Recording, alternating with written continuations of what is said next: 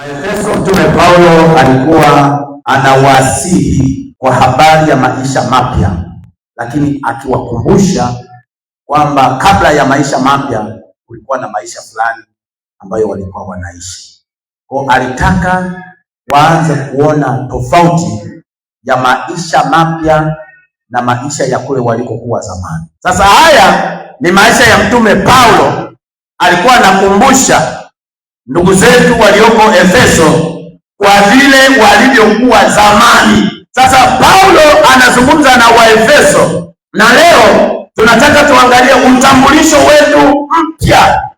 Sisi hapa, mimi na wewe, utambulisho wetu mpya ni upi? Sasa umekuwa mtu mzima kiroho, jitegemee, ujue hili ni kosa, ujue hili ni dhambi, ujue hili linafaa, ujue hili halifai.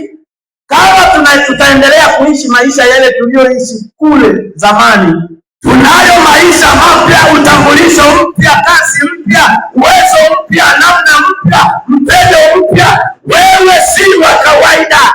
Ndege hajawahi kusahau kwenye kiota alipotaga mayai na alipototoa vifaranga vyake viko pale.